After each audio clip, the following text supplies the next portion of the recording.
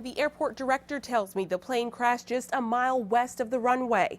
The airport made radio contact with the pilot before the landing, and at the time, nothing appeared to be wrong.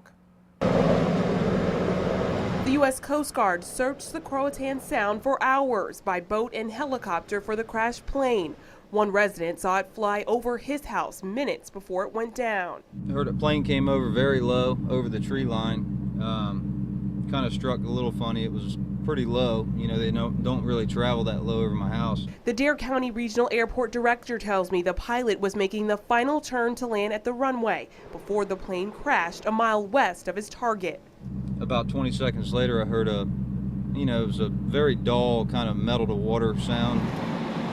Moments later, several residents called the fire department after hearing the crash, followed by screams. I heard screaming, lady hollering for help, and then I heard the boat, so I guess somebody had already called. When first responders arrived here, the fog was so thick they could barely see across the water. Still hear the woman screaming and just kind of made their way out with the boat to try to toward the sound of her voice. It was a miracle at best that they even found her with the visibility no more than what it was and all that fog. First responders rescued the woman near the shoreline. She was not wearing a life jacket. It's just extremely lucky, extremely lucky. Certainly somebody was looking out for her today. When first responders realized the woman had escaped a crashed plane in the Sound, they called in extra reinforcements, the U.S. Coast Guard, state police, and a dive team from a nearby city to search for the plane. Once the helicopter got here and the fog had lifted a little bit, they could actually identify some wreckage of an aircraft.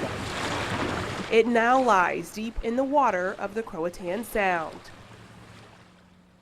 The Roanoke Island Fire Chief says divers have marked where the plane wreckage is in the Croatan Sound. The search for the pilot and the recovery of that plane will resume tomorrow morning. The FAA and NTSB have been notified and will start their investigation as well. In the newsroom, Lauren Compton, 10 on your side.